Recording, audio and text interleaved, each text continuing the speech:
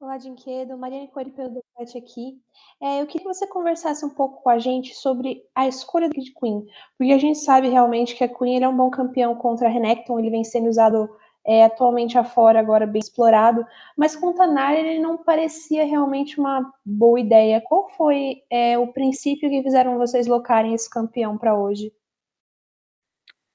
Olha, a Queen ela já apareceu também algumas vezes contra o Nar.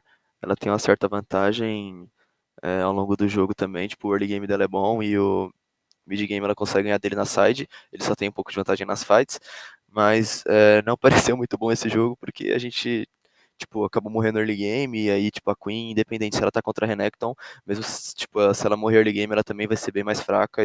Tipo, se ela não conseguir snowballar e usar da vantagem que ela tem na lane, ela é um campeão realmente difícil de executar.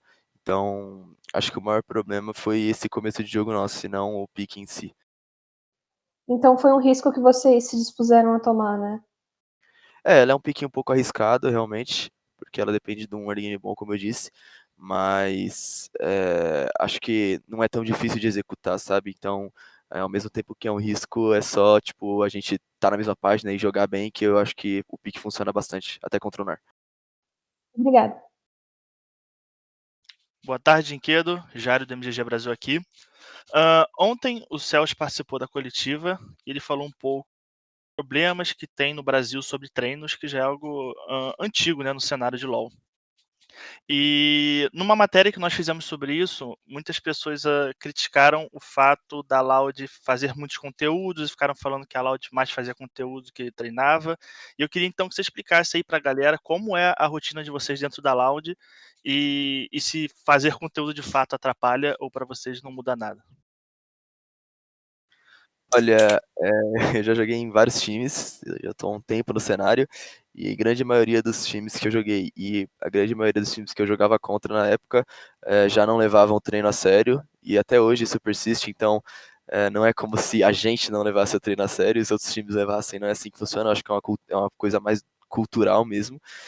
E sobre a criação de conteúdo, realmente é um ponto que a Loud foca bastante, porque também faz parte da nossa carreira, então é algo muito importante pra gente, mas com certeza isso não atrapalha o nosso treino, porque a gente nunca deixa de treinar para fazer conteúdo, a agenda é separada em duas partes, normalmente a gente faz conteúdo de manhã, onde a gente não estaria treinando, nem então, tipo, não é como se a criação de conteúdo ocupasse o nosso tempo. E stream, eu acho que todos os jogadores do CBLOL fazem ou deveriam fazer stream. Então, não é como se a gente tivesse algo totalmente diferente dos outros times, tá ligado? Então, é, quem fala isso realmente simplesmente não sabe o que tá falando.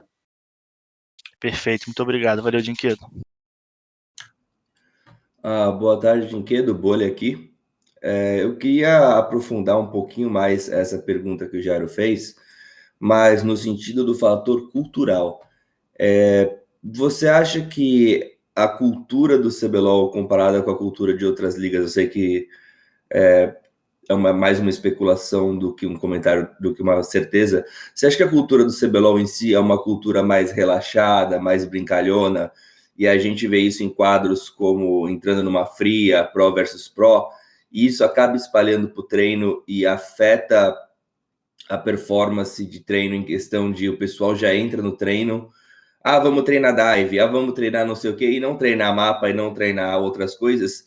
E aí a gente vê várias pessoas falando, porque o nosso problema foi a transição de mid-game, o nosso problema foi não jogar no nosso Power Spike, e isso acaba acarretando outros problemas para o cenário que acaba não performando bem internacionalmente, onde em treinos internacionais o pessoal foca mais em macro, esse tipo de coisa. Você acha que é uma cultura de vamos ser mais relaxado, vamos ser mais brincalhão, vamos levar menos a sério? Óbvio que jogadores levam a sério e querem ganhar, mas no fator treino. Olha, Bolha, na verdade, se a gente for ver, por exemplo, a transmissão da LEC também, ó, a transmissão da LEC também é muito, tipo, brincalhona, eles estão sempre fazendo graça.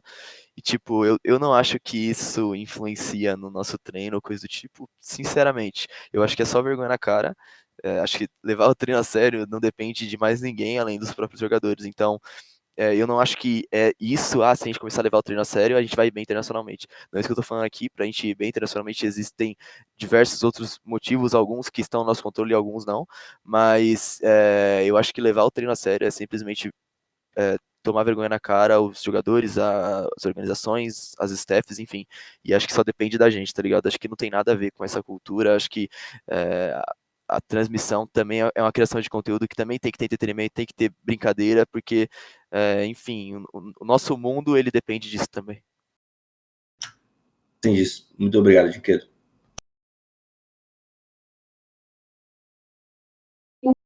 Vitor, por favor.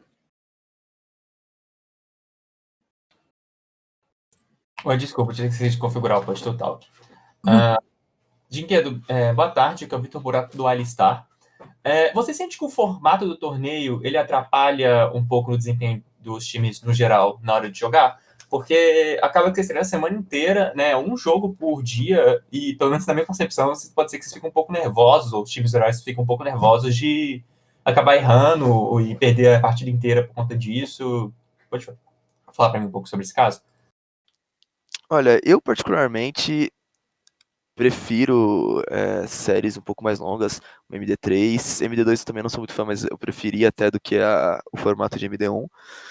Mas, cara, eu acho que faz parte do campeonato, né? Tipo, se todo mundo tá jogando nas mesmas condições, então não tem como a gente usar, por causa de MD1, meu time não é bom, tá ligado? Tipo, se o seu time não é bom no formato de MD1, seu time não é bom pro campeonato. Eu acho que todo mundo tá jogando na mesma condição, então não tem como a gente colocar isso tão assim, tá ligado? Mas eu particularmente preferia o formato de MD3, eu acho que é mais legal para preparação do time em si, mas também entendo que para transmissão é muito mais dinâmico o MD1, enfim. Então é difícil de dizer, mas eu acho que não tem muito disso, velho. Eu acho que todo mundo tem que se adaptar, o campeonato é assim e todo mundo tá jogando nas mesmas condições. Tudo bem, obrigado.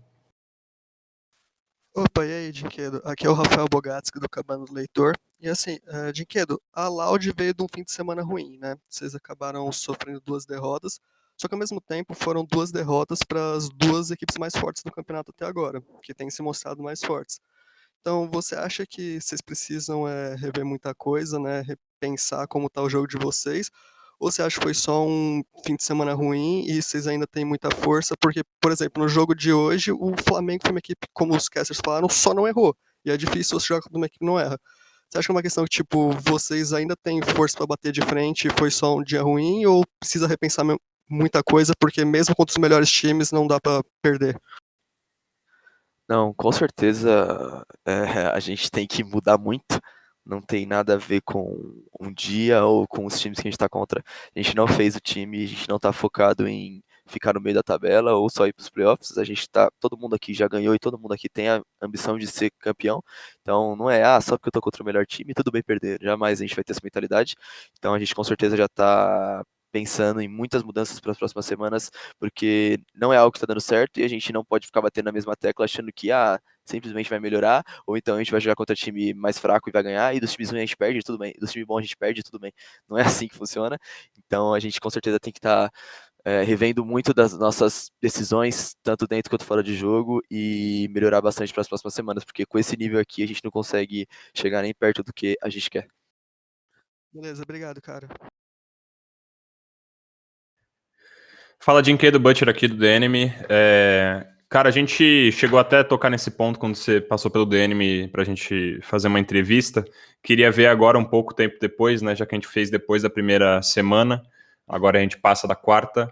A questão da comissão técnica, né, a gente falou que vocês tinham muitas pessoas na comissão técnica e ainda precisavam talvez entender o papel de cada um para não ficar meio perdido para os jogadores, né, de quem que está falando, sobre o que vai falar, como é que a gente se organiza internamente. Queria saber se isso também faz parte de um momento inconstante, né, de uma inconsistência da Loud dentro de jogo. Então, Butcher, eu acho que tem os dois lados, né, velho? Tipo, a partir do momento em que a gente não tá conseguindo fazer o básico dentro de jogo, não tem como a coaching staff estar mandando bem, tá ligado? Então, eu acho que na situação que a gente tá, nesse fim de semana em específico, né, de hoje e ontem, que a gente jogou muito mal e os caras foram simplesmente muito superiores, não tem como a gente culpar uma peça ou outra. A gente tá tendo diversos problemas, todo mundo tá deixando a desejar, todo mundo pode fazer mais, tá ligado? Então, na situação que a gente se encontra aqui, a gente não tem ninguém indo bem.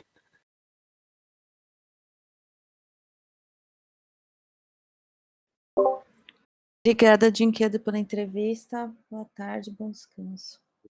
Valeu, gente. Valeu, Dincas. Bom